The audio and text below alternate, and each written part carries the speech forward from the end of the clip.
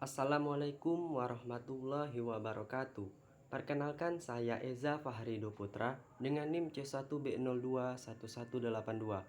Saya akan mempresentasikan materi dari mata kuliah pengantar akuntansi dengan materi konsep siklus akuntansi perusahaan dagang, menganalisis transaksi dan menjurnal transaksi. Dengan dosen pengampu Bapak Wirmi Eka Putra, SE MSI. Langsung saja saya mulai presentasinya. Materi yang pertama itu ada siklus akuntansi perusahaan dagang. Sebelum kita memasuki siklus akuntansi perusahaan dagang, kita harus mengetahui dulu apa itu perusahaan dagang.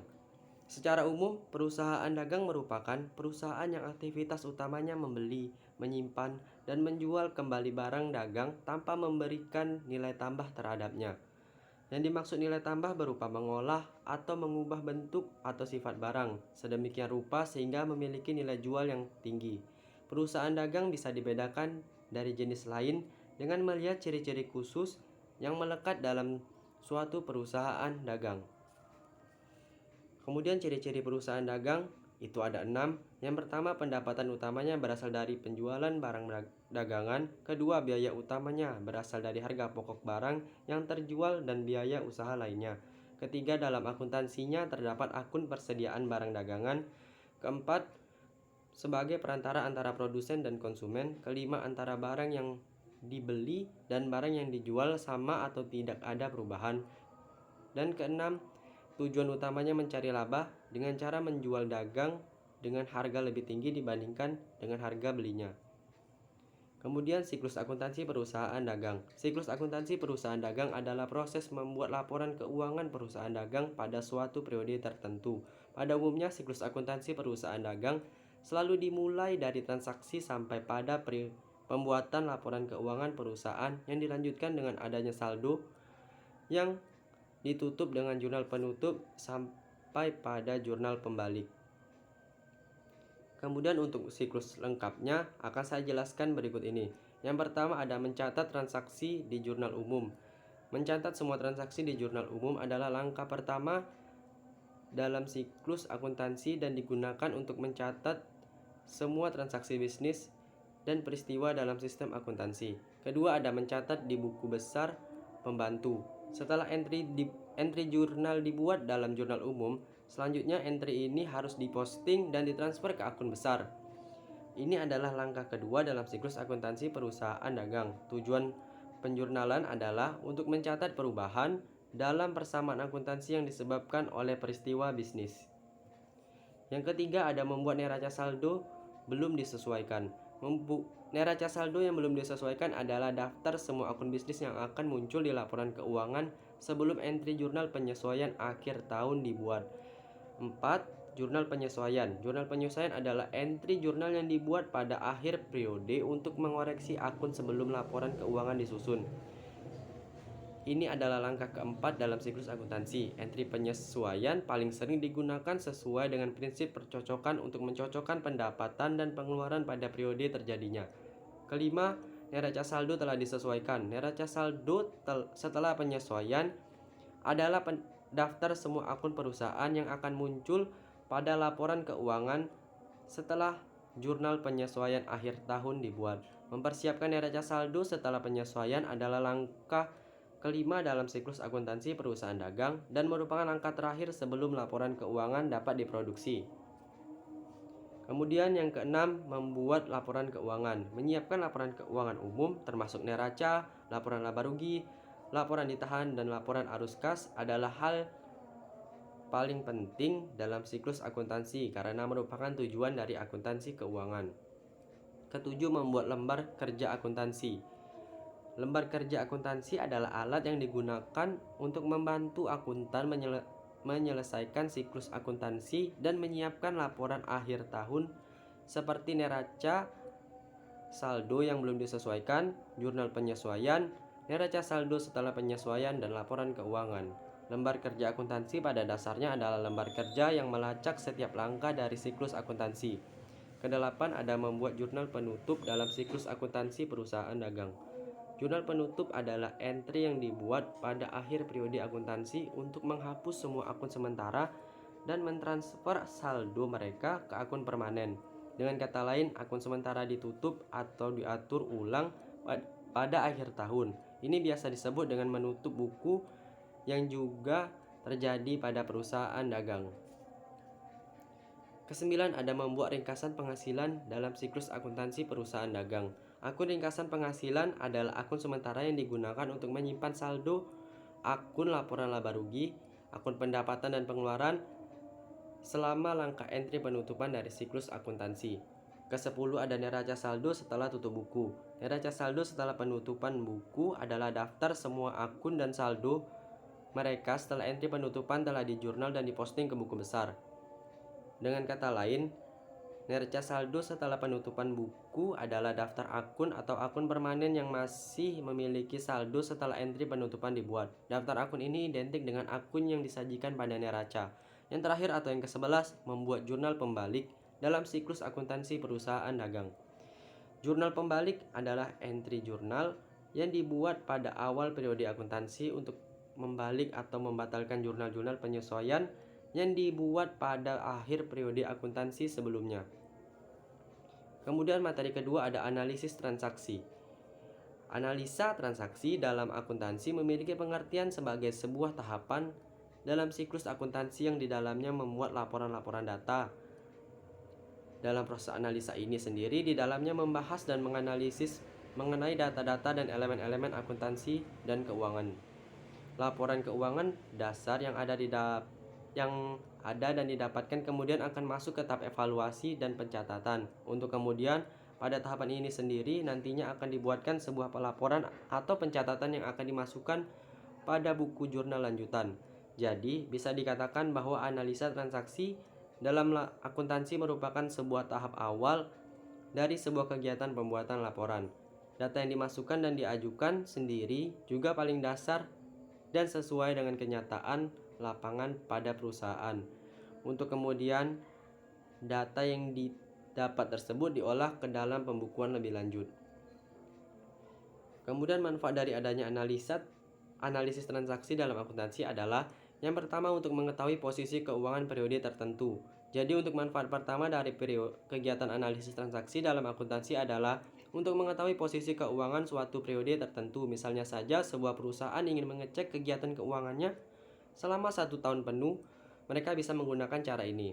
Kemudian yang kedua, untuk menganalisa kelemahan perusahaan yang ada. Selain bertujuan dan sangat bermanfaat untuk mengetahui posisi keuangan periode tertentu, analisa ini bisa digunakan untuk mengetahui kelemahan perusahaan. Contohnya saja, perusahaan baru saja mengeluarkan sebuah produk, namun ternyata produk baru ini kalah dengan produk lama. Jika terus memaksa produksi produk baru ini, maka akan merugikan. Kegiatan analisa sendi ini mungkin bisa membuat perusahaan mengetahui kelemahannya. Yang ketiga, ada untuk mengetahui kelebihan perusahaan yang dimiliki. Selain bisa untuk mengetahui kekurangan dari perusahaan, ternyata kegiatan analisa ini sendiri bisa untuk mengetahui kelebihan perusahaan. Untuk mengetahui di mana performa terbaik perusahaan nampak, misal pada investasi X, aset Y, atau produk Z. Kegiatan analisa yang tepat bisa menampilkan data yang dibutuhkan perusahaan untuk membuat langkah lanjutan. Kemudian yang keempat ada untuk mengetahui langkah lanjutan pengambilan keputusan. Kemudian manfaat lainnya dari melakukan analisa dari transaksi yang ada sendiri juga bisa dijadikan langkah lanjutan pengambilan keputusan. Misalnya saja, apakah perusahaan akan memangkas biaya produksi, menambah aset, melakukan investasi, dan banyak lainnya. Kegiatan pengambilan keputusan itu bisa didasarkan pada status keuangan perusahaan dari analisa yang dibuat dan didapat. Kemudian yang kelima, yaitu sebagai bahan evaluasi dan penilaian kerja. Analisa keuangan dan transaksi yang dilakoni perusahaan bisa menjadi sebuah evaluasi dan penilaian kerja terhadap seluruh tim yang bertugas. Untuk kemudian nantinya perusahaan dan tim sendiri bisa lebih baik lagi dalam meningkatkan kegiatan kerjanya. Bahan evaluasi yang didapatkan dari sebuah transaksi analisis akuntansi pun nilainya akan valid dan bisa dijadikan laporan lanjutan. Kemudian cara melakukan analisis transaksi dalam akuntansi ada 5. Yang pertama, memahami jenis akun atau dokumen yang ada. Kedua, mengumpulkan seluruh data yang dibutuhkan selengkap mungkin. Ketiga, melakukan pengukuran transaksi. Keempat, menetapkan data nyata pemasukan dan pengeluaran. Yang kelima atau yang terakhir yaitu membuat laporan. Materi yang ketiga yaitu jurnal transaksi perusahaan dagang. Yang pertama, transaksi keuangan pembelian barang dagang, yaitu ada dua. Yang pertama, transaksi perusahaan dagang untuk pembelian barang dagangan dengan cara tunai. Dalam transaksi pembelian barang dagangan dengan cara tunai berarti perusahaan mengeluarkan sejumlah uang tunai untuk membeli atau memperoleh barang yang bakal diperdagangkan. Pembelian barang dengan cara tunai di jurnal dengan mendebit pembelian serta mengkredit kas. Yang B, transaksi perusahaan dagang untuk pembelian barang dagangan dengan cara kredit. Dalam pembelian barang dengan cara kredit berarti perusahaan berutang untuk membeli barang dagangan yang bakal diperdagangkan. Pembelian barang